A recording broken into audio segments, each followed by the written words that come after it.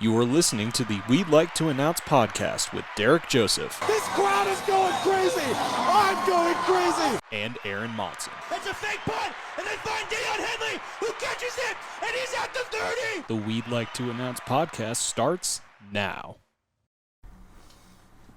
All right, everybody, welcome to another edition of We'd Like to Announce with Derek Joseph and Aaron Monson. This is our podcast of two guys who want to become sports broadcasters one day, but aren't yet. So, Correct.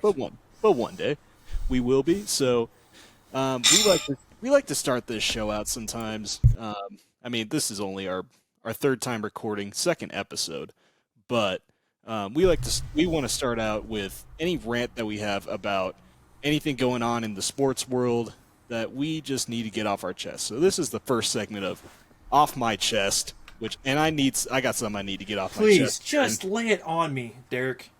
Okay, so I'm living out here in Montana, all right? And Yeah! in one place, in one city in Montana, I can't remember if it was Billings or Bozeman, they did this thing yesterday called Silent Saturday for a youth soccer tournament. Now, what this means is fans were not allowed to do anything in the crowd. And neither were the coaches. They were silent. Nobody was allowed to do any cheering or anything like that. So I just need to say, that is the dumbest thing I've ever heard in my life. No, I hate this so much. Just cheering is the greatest part about sports. Aaron, you have had the pleasure of being at many games with me. I have. You know how I am. Yep. You know that I'm all about being the loudest person in that room. And so to hear that there's youth sports saying, we don't want people to be cheering for these kids because it might make them feel a little bit bad if they don't do something well, and then the other kids do something well and they get cheered for and they get left out. Well, guess what? If your son or daughter is mad that they're not being cheered for because they're not doing well enough, guess what? Sports is not for your kid, and that's okay.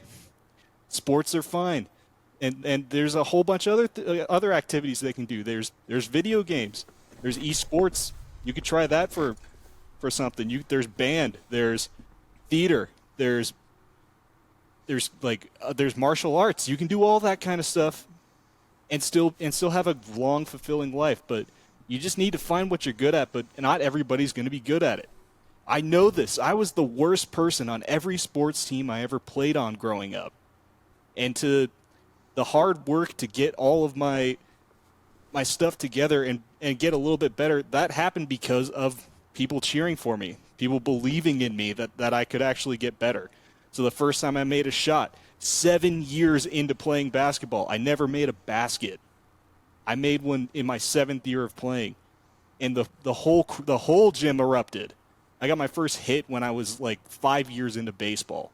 So these people that think that not cheering is going to be better for the kids, you're so wrong. You are so wrong, and I can't – it makes my mind hurt how much I hate this. So just stop. Let the kids be cheered for, and they want to be cheered for. I talked to my nephew about this a long time ago. He's 7 years old, about to turn 8. I asked him, do you want me to cheer really loud at your game or extremely loud? And he said extremely loud. And then I told him, good, because you didn't have a choice. So cheer for your kids, people. It makes them encouraged. It helps them get better. There's nothing that can be negative about it unless you're being belligerent and a terrible person and being mean to children. Right. That's a whole different story. It totally is. And I think the whole reason that this was a thing, and believe me, I'm with you. I think not cheering for your kids' games and like your kids' teammates, who your kids are more than likely to be friends with, and there's always the occasional kid who is an outsider and just does not look like they're having fun, and that always happens. But even if they're not having fun, like cheer for them anyway. Yes. Odds are they were probably forced to do it by their parents, and I think it's great to make your kids do sports from a young age. Have them try it out, and if they really like it, then keep doing it. But I think having kids try sports at a young age is great because it gets them more, coordinated. There's a team building aspect of it. You make friends. You just get social interaction. Sports for kids is a great way to do that. And not cheering for your kids, I think what they're going for is those kids that never get cheered for, those kids that whose parents don't show up or whatever.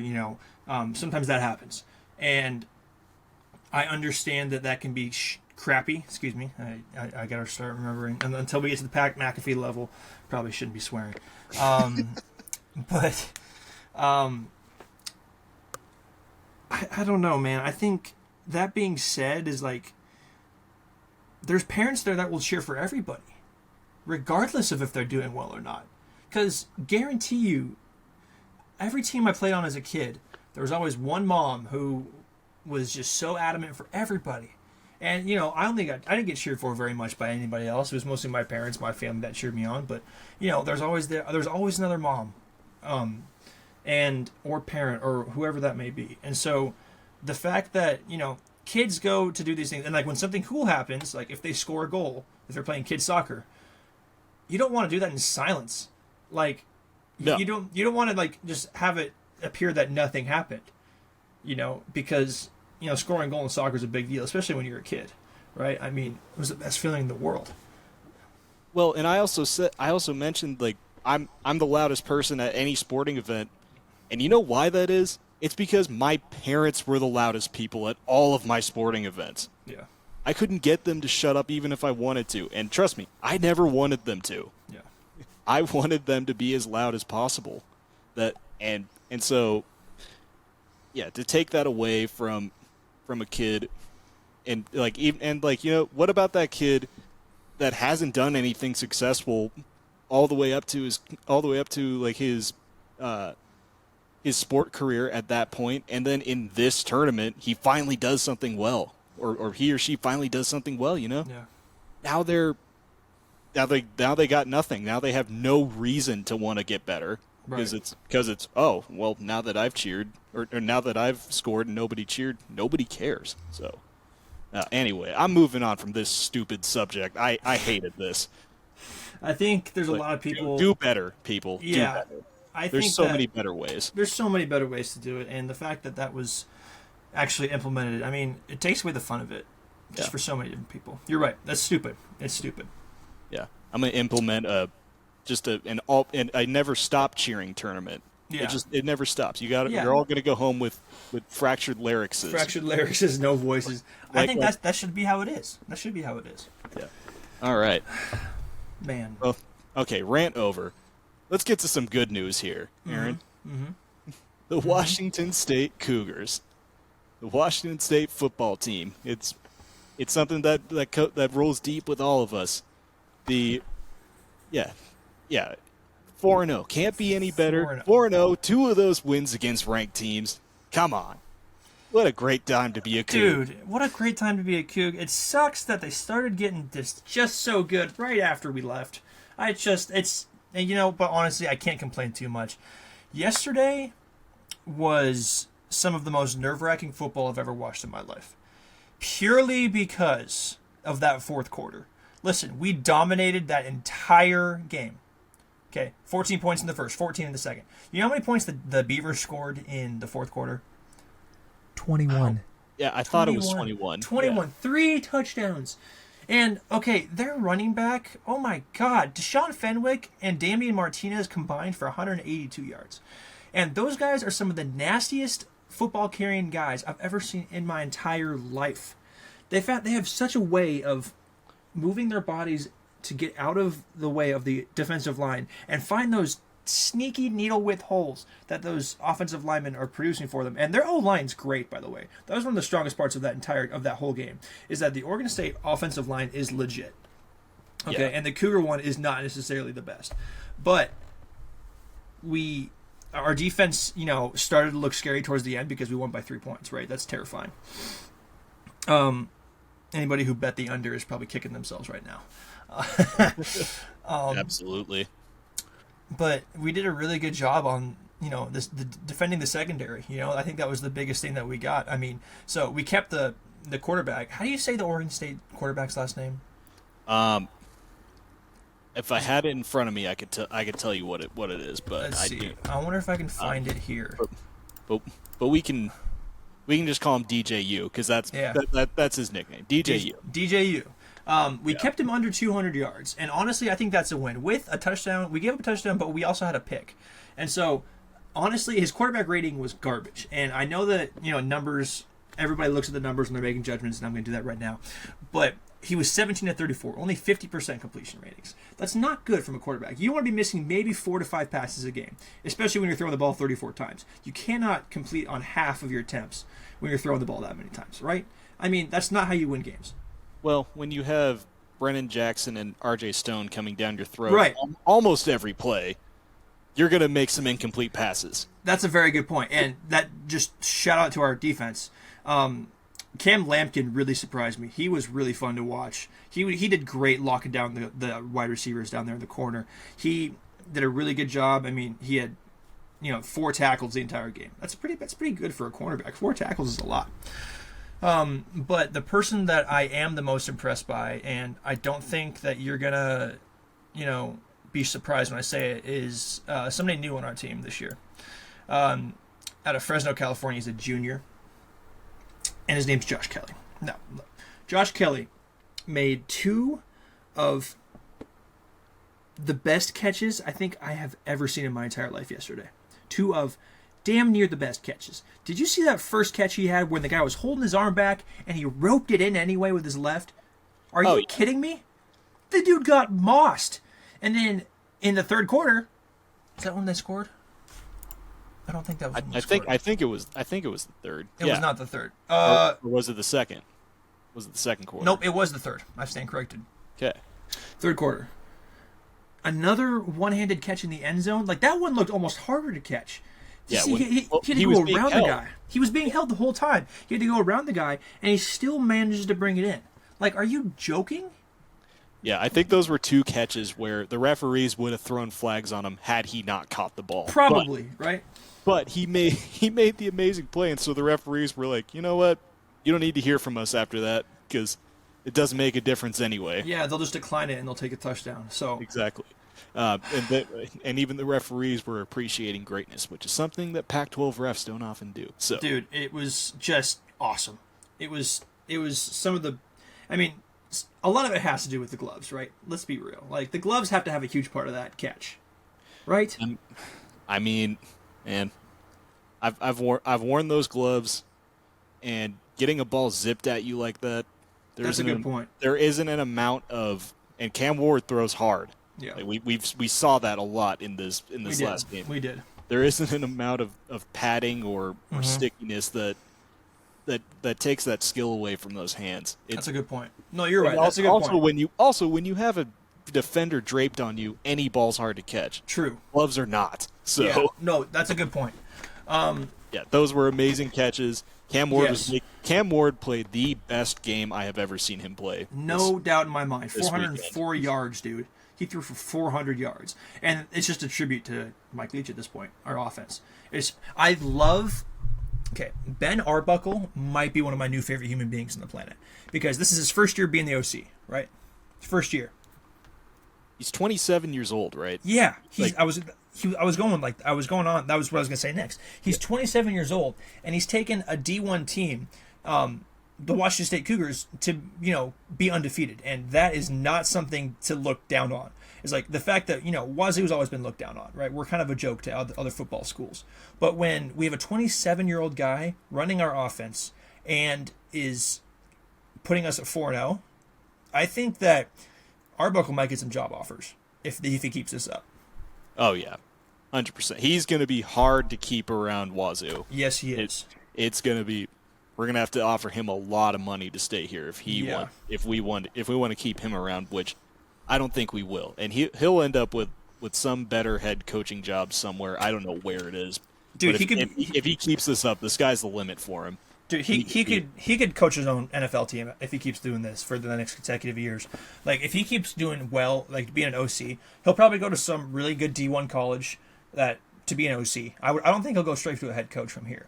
I think that there's a chance that he could But I think that he would stick with the OC in a bigger school to kind of build up that reputation first. Like, for example, would you take a head coaching opportunity at an FBS school over an OC at Wazoo?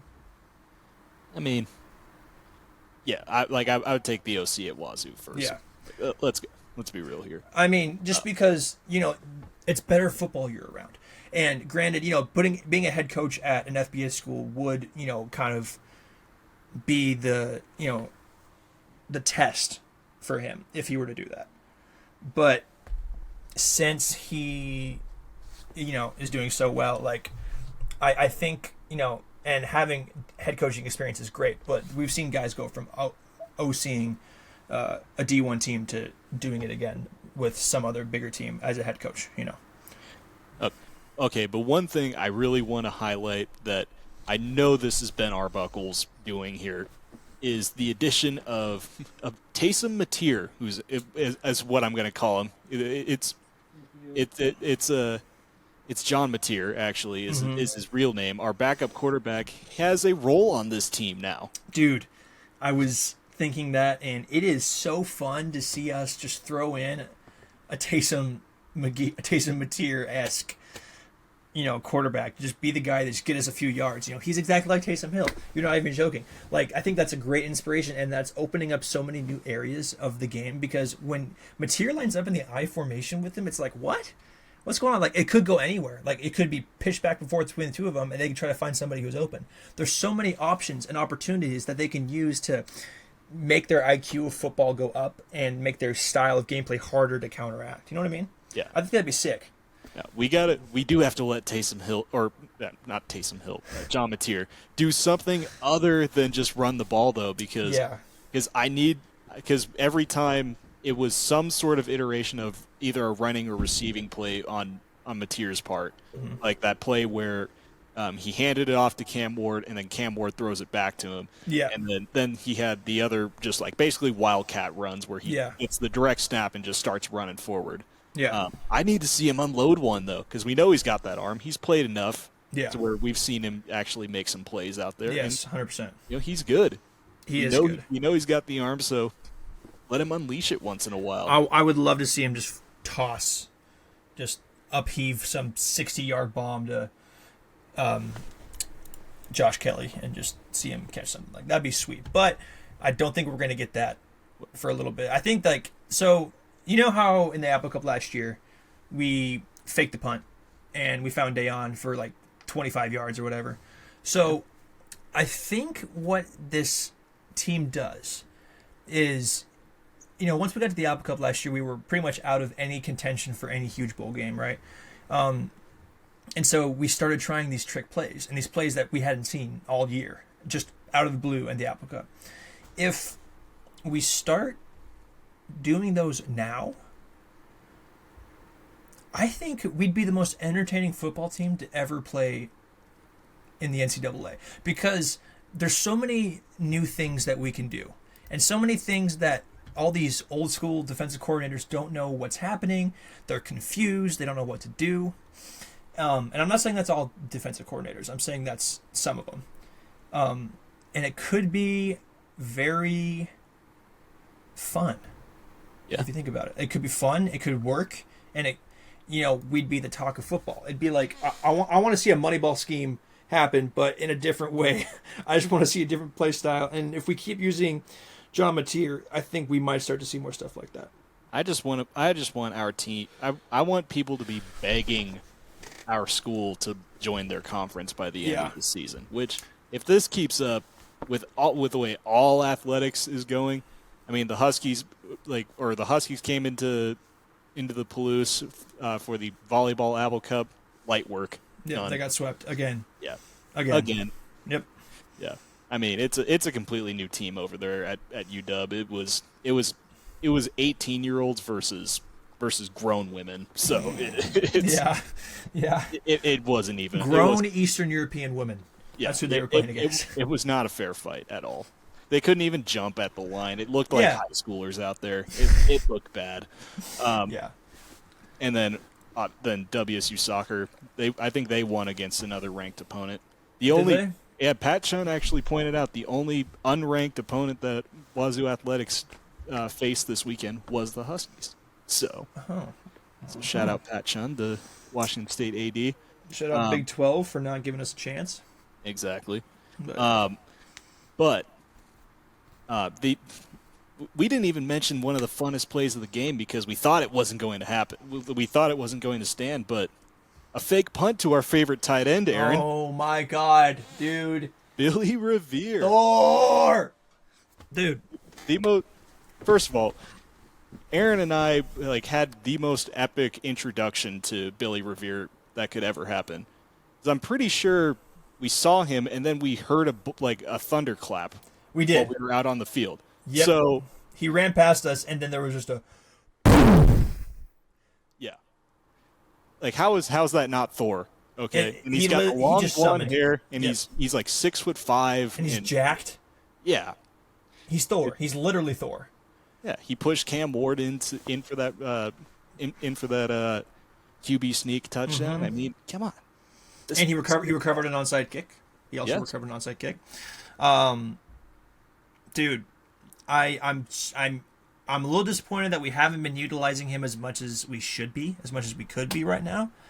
But I am very happy that he is still in a Cougar uniform because I was a little worried about that going into this year, that we were going to lose a bunch of people. Because that's something I've had to start worrying about now for college football, which sucks. Well, Cougs versus everybody. Cougs all right? versus everybody. I think I feel like that really speaks to Coach Dickert, really, 100%. And the culture that he's made there. Those guys want to play for him. Everyone They do. that stayed, they wanted to be around him. They wanted an environment like that, and he's done a fantastic job at it. And we talked about his energy. Sorry, keep going. No, you go. We talked about his energy last time, right? But it keeps showing up. When Haber, hit the post on that second kick and gave us put us up by 10. Did you see his reaction? They showed it a bunch of times, but he was just going on the sideline. He's going up. He goes, yeah, and he's just fist pumping, throwing his arm out of his socket. Slapping guys in the pads. Hyping them up. The dude is perfect for this team and is perfect for the energy that we bring every single time on both sides of the ball, and that's why I think the guys like playing for him. I think that has to be one of the biggest reasons. Yeah, and that's something that we haven't had at WSU for a very long time because everything I've ever heard about Mike Leach, as great as he was, and rest in peace, Mike Leach, but he was an incredible coach for us. I am not downplaying anything that man did for the Cougars. He probably saved this school. He's the reason this school has any sort of reputation at all. But he was not a player's coach, and that's very well known. Yeah, and very well documented. He wasn't a nice guy to the coaches, but they won, so who cares? Yeah, you don't have to be nice to win all the time, but But now, and then you had Nick Rolovich, and we all know how that situation went. Too selfish for his own good. Yeah. But understatement. And now you get Jake Dickert, who is just a people person. Yep. A great personality, a guy who just straight up loves football and loves his team. You can't get enough of that in sports, and and it's the same conversation we had earlier in this podcast. Is he encourages his guys and they play better for him. Yeah. Okay. You hear that, parents? You cheer, and you do, and your kids will do better. Cheer and you encourage, happens. and they will do better. Yeah. That's just what happens. All right. It is. But yeah, no, Jake Dickert. He's one of the best. He's one of the best out there right now. And I don't think there's a question about that. Yeah, he's a stud. Yeah, but looking ahead, a few things we said on our last show, Aaron, they aged horribly. Okay, I compared Deion Sanders to the likeness of Michael Jordan and Bill Russell, and just how that legendary person would come in and demand our attention. How you feeling now? Hey, but now Dion, Dion's Dion. I think his team's going to be fine. They're going to bounce back. Are they going to bounce back against USC? No, but I feel like when the time comes for them to come back in Pullman, Yep. I think they're going to play a better game against USC Mm-hmm. because those kids are gonna those kids at Colorado they're gonna go through the ringer this week. It's going to be it's going to be hell week for them. I'm just guaranteeing it. I don't envy anyone on that Colorado team this week and what No. they have to go through. No. But the thing I learned this week, obviously, and honestly, we saw it in their previous game against Colorado State. They're beatable. Yeah. It's a very beatable team, Yep. and obviously, because of all the hype, everyone was expecting Dion and the Buffaloes to be absolutely perfect this year. And you know what? No one's perfect. No, it's perfect. The Pac-12 is going to beat up on their own. They always have. Yep. And Oregon, like they took that personal thing and they ran with it. All right. They did. They destroyed them. It wasn't fun to watch. It was just 10-yard gain after 10-yard gain after 50-yard gain. I got bored. I got bored watching it, dude. It was super boring. But yeah. I think that they'll have a better game against USC. I don't necessarily think they're going to win, but it will be a better game. I think so too. I mean, I'm not. First off, I think comparing him to Michael Jordan and Bill Russell was very bold. Very bold. He's one of the best football players of all time. You can't. Oh, I thought you meant like him as a coach. I thought you meant him as a coach. No, not as a coach. Oh. Absolutely. He has not earned that respect yet No. as a coach. No. Oh, as a player, 100%. He's probably probably the best defensive player ever. Probably. And what I'm saying is when you have a player like that, like no matter where they are in their life, whether they're 20 years retired or still playing, yeah. they have an aura about them, and that was what I was describing last time. Yeah. Okay. Because I felt Bill Russell's aura that day with Yeah. that story I talked about in our That's last right. show. I remember that. Yep. I remember And that. so, it's like that. That's what he has. But now, a lot of people aren't going to be as intimidated by it. Yeah. It's not. It's because you don't have as much credibility when you lose by however much they lost by, like 50. I don't even know. It was like I can't remember. Anyway. But either way, I'm excited. I am excited to see where the rest of this season goes because the Cougs got some teams they can win against, and now that they've beaten Oregon State, that sends a message. It does send a message. Oregon and UW are probably they are the toughest games that WSU has ahead of them. Mm-hmm. But I'm excited to see what they do in those games for sure. The team I really do legitimately think the only game we can't win is UW. I'm sorry. I hate to say that as a Cougar fan, but watching what Michael Penix did last year to us and what we have seen him do this year, he just looks like he's gotten so much better, and I don't see the Cougs improving upon that. I hate saying that, but with that being said, though, I do think we can beat Oregon. So, You think we can beat Oregon, but you don't think we can beat UW? I do. I genuinely do. I think you're full of I'm going to be completely honest with you. I'll bleep that That'll out. be fun. That'll be fun to bleep out. Because Oregon is a much better football team than Washington. Excuse me. I think if you put Oregon and UW head to head right now, Oregon would win. Yeah. I think you're right, but I think the way our schemes kind of match up against Bo Nix and the way our defense played against him last year, that's the reason why I think the Cougs have a better shot against Oregon, just based off of what we saw of them last year, and honestly from what I saw in this game, because once their quarterback started connecting on his throws, our defense looked terrible after that. That's true. They did. And they have no goal line defense either. Every time they got in the red zone, I knew that was going to be a touchdown. So yeah. Here's the thing. And I'm going to bring my mic up really close to just make sure that you're listening to this. Yeah. The Apple Cup, Derek, is a magical thing, you see, because it does not matter where we're ranked or where UW's ranked or what the odds are for every Apple Cup. It does not matter because this is arguably one of the, out of Power 5 conference rivals, this is up there. This is probably top 10 conference rivalries in the country, I would say. I think that's probably safe to say, right? Maybe top 6, top 5. But Derek, you and I have both been Kook fans, our entire lives, right? Right? Yes. Yes. Yeah, I and there's something I'm gonna have a rebuttal to whatever you're about to say. Just letting you know. Okay, all right. So before I present my closing argument, it does not matter because the Apple Cup is just such a different kind of game than every single game that we play.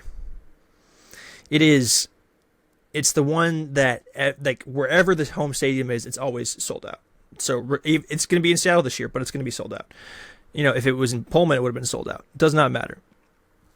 But because this is the last year of the Pac-12, and UW is one of the traitor schools that left, and because of the magic of the Apple Cup, I think that we're more likely to beat UW than we are Oregon. Okay. Spew your argument, please. Let me hear it. I am going based off history. Oh, that's I'm sorry. The Cougars suck in the Apple Cup. That is what I'm going off of. I've watched way too many Apple Cup losses, and I've seen way too much improvement from the Huskies from last year to this year. Last year's beatdown. Derek. I'm sorry. Even as a Coug fan, I got it. You're thinking about this too logistically, okay? You're thinking about this. No, you are. I usually do. You're thinking too logistically. You're thinking too logistically. There's somebody at my door. Apparently, my dog's letting you know. I don't know if you can hear that or not. Oh, I can hear it. Let me just. Hey, just keep going. He's a part of the show. The magic of the Apple Cup, Derek, is that, yes, you're looking at the logistics. And yes, I know if you're going to tell me if I ignore history, it's destined to repeat itself, blah, blah, whatever. But history doesn't matter in the Apple Cup because it might as well be a clean slate every year. If we lose, I literally forget about it, and I have the same energy going in every single year. If we lost, 7 or 8 times in a row? I know Mike Leach only won 1. Yeah, so however many that is, I still go into it every single year with the same excitement, the same energy, like we're going to win. And that's purely because, and that's not for every single game. I'm not going to be doing that against Oregon. Dude, I'm going to be, praying and, not washing my Cougar gear or whatever it is until if we keep winning, because I probably should be doing that already. But if we keep winning and just with UW, it's like a new start. It's like a brand new team. I put all of the faults of the Cougs aside that I've seen all year because I know for a fact how different this game is. Growing up with this Apple Cup, I know how different it is. I know how important it is to both sides, especially Washington State fans. Yeah. So you gotta just believe, Derek. I know you were giving me the logistical numbers. You just gotta feel it in your Cougar Gold heart, my friend. Because it's in there. It's in there. Yeah, Cougar Gold has clogged a lot of my arteries. Yeah. Let me tell you that much. I say that all to say, I hope I'm wrong. I hope you're wrong too. I'm rooting for your take over mine, but yeah.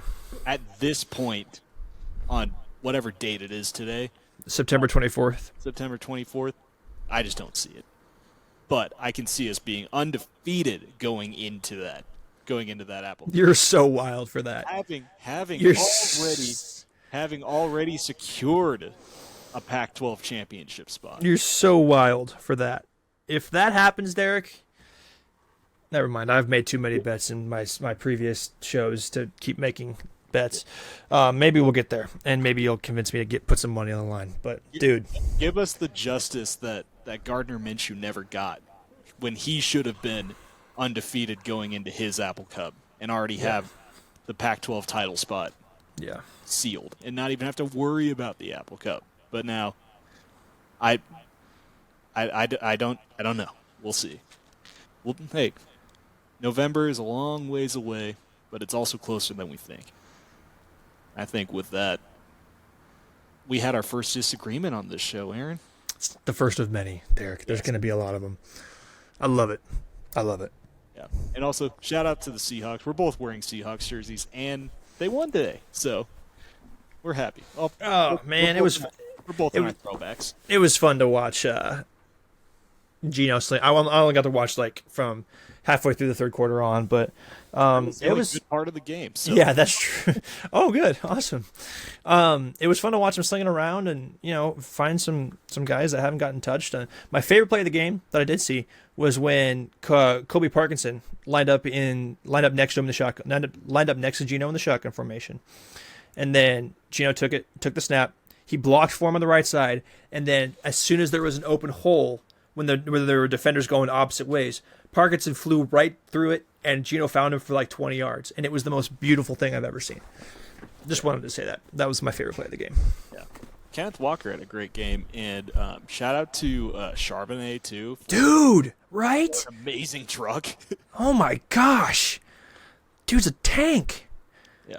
And Devin Witherspoon. Dude. I see you. You were locking down today. He just does that. He didn't give up a single touchdown in college. Did you know that? Oh, I believe it. He didn't give up a single touchdown. Yeah. Yeah. Well, anyway, I think that's a good ending point, don't you, Aaron? I think that's perfect. All right. So you have just listened to the third recording, but second episode of We'd Like to Announce with Derek Joseph and Aaron Monson. Please like and subscribe. If you like us, you like us. If you don't, you don't, which is fine. But it was great talking with you today, Aaron. I really appreciate it. Always. As always. And go Cougs, go Hawks, go Mariners. And Mariners are coming down a big stretch here, but we'll see how we feel about that by the end of this week. Yeah, we will. We got a big week of sports coming. Big week of Mariner baseball. It's gonna be fun. It will be. Yeah. And it's gonna be chaotic. All right. It is gonna be very chaotic. All right. Thank you for watching. Have a good night. Or day, whenever you're listening to this. Thank you.